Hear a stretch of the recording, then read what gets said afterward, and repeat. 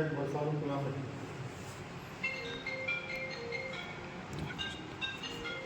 ग्राम पंचायत भवन में आयोजित ग्राम जनसंपर्क सभा में उपस्थित ग्राम के सभी सम्मान्य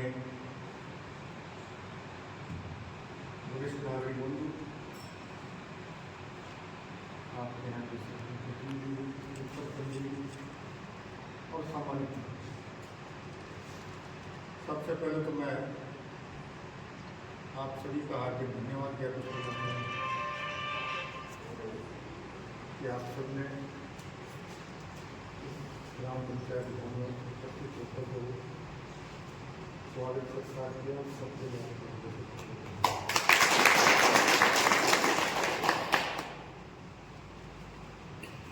जोधपुर जिले का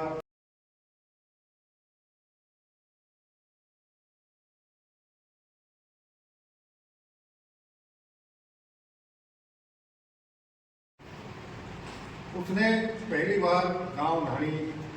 खेत खलियान किसान मजदूर के हित के बारे में सोचा कि बुजुर्ग जो बैठे हैं इनको अच्छी तरह से पता है 1977 से पहले गांव में विकास के लिए ग्राम पंचायत को आबादी के अनुपात में 2 रुपये प्रति व्यक्ति के हिसाब से बनाया गया। कोई आबादी किसी पंचायत की आबादी 2000 थी, किसी की 3000 थी, किसी की 4000, तो 5-7-8 हज़ार रुपये साल के ग्राम पंचायत को खर्चे विकास के लिए मिला करते थे। पहली बार 1977 में इस बारे में ध्यान दिया गया और लगभग 39,000 करोड़ रुपए की धनराशि के साथ जनता पार्टी की सरकार में तत्कालीन उप प्रधानमंत्री और मुख्यमंत्री स्वर्गीय आदरणीय चौधरी चरण सिंह जी ने कृषि मंत्रालय के अधीन अलग ग्रामीण विकास विभाग की स्थापना की, जो आज लगभग 7 लाख करोड़ रुपए सालाना के बजट वाले ग्रामीण विकास विभाग नाम से संचालित होते। उसके बाद एक बार जनता पार्टी गए, फिर देश की जनता ने अटल बिहारी वाजपेयी जी को शासन करने का मौका दिया और उन्होंने गांव-गांव ढाणी-ढाणी के विकास के लिए प्रधानमंत्री ग्रामीण सड़क योजना का शुभारंभ किया और उसी का परिणाम है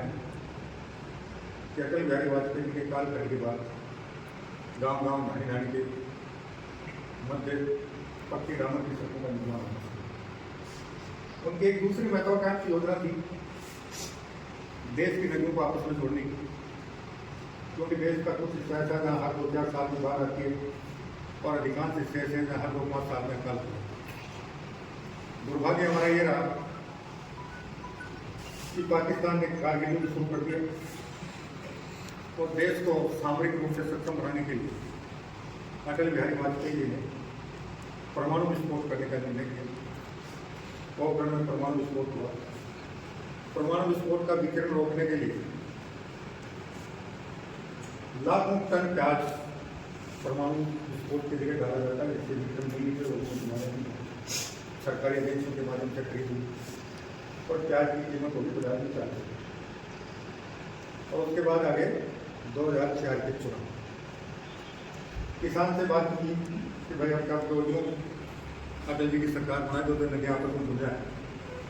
तो आप लोग विशेष रूप से किसान भाई को आपके यहाँ तक पानी की वैसे भी समस्या कमी एक ही कहना लगे बाहर में जो पानी बाहर में गई नदी हो 40 रुपये किलो हो हमारे पास प्याज जाए। अगर किसान के दिमाग में उसे ये बात आ जाती कि नदियाँ जुड़ेंगी, पानी आएगा, तो घर के पिछवाड़ी 2 क्यारी प्याज के लगाने के दोबारा बने का काम चल जाएगा, लेकिन दिमाग में नहीं आ पाए और उसके बाद सरकार परिवर्तन हो गया और वो योजना नहीं की। आज भी आपने देखा होगा 11 महीने पहले प्रदेश की जनता का आशीर्वाद मिला, भारतीय जनता पार्टी की सरकार बनी। तो सरकार ने, क्योंकि राजस्थान भूस्थलीय प्रदेश है, पानी की बहुत कमी है, मध्य प्रदेश के साथ नर्मदा जल का समझौता किया, जिसमें हमारे 30 जिले उधर के नदियों का पानी मिलेगा। हरियाणा के साथ वर्षों से लंबित यमुना जल का समझौता भी किया। और आपको पता होगा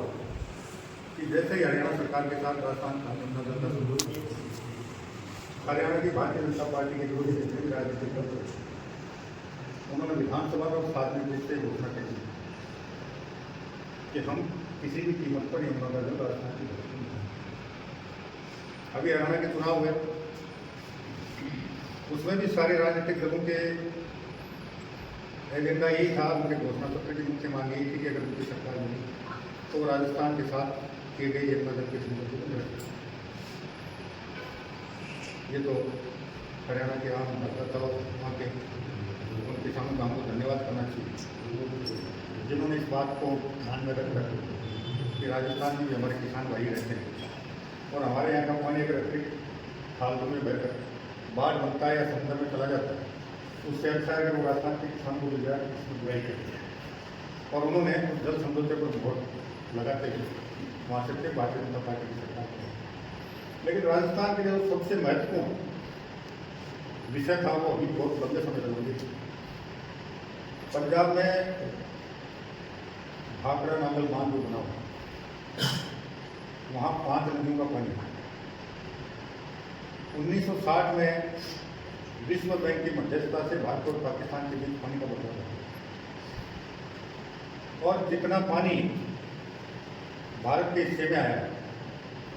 उसको रोकने की क्षमता हमारे भाखड़ा नांगल बांध में। उसके लिए एक योजना बनी कि भाखड़ा नांगल बांध से एक बड़ी नहर बनेगी, जिसे सतलुज यमुना लिंक नहर नाम दिया गया। और वो हमारा पानी उस नहर के जरिए आकर यमुना में गिरेगा और यमुना से बड़े नहर निकलकर राजस्थान में, हरियाणा का एक जुआर वाला जो हिस्सा है उधर भी किसान की कमी है। दिल्ली और उत्तर प्रदेश के किसान को अभी 2 साल तक पंजाब के किसान दिल्ली को घेर कर बैठे रहे। हमारे यहाँ के भी बहुत से किसान नेता अपने आप को किसान करने वाले पंजाब के दिल्ली घेरने को गए, लेकिन एक ने भी ये बात नहीं की कि भाई पाकिस्तान से तुम्हारी क्या यारी है जो 1960 से लेकर अब तक हमारा पानी पाकिस्तान जाता है, इस सतलुज यमुना लिंक नहर को क्यों नहीं बनने देते। किसी भी अपने आप को किसान हित करने वाले किसी भी नेता ने बात की, अगर सतलुज यमुना लिंक नहर बने तो राजस्थान में नहर के जरिए इतना पानी आ सकता है कि आपका चाहे नागौर, चाहे जोधपुर, चाहे बाड़मेर, जैसलमेर, जितने भी हमारे मंत्री महोदय किसान परिवार के होने के नाते आपने किसान पर विशेष फोकस किया, क्योंकि अपन जहाँ बैठे हैं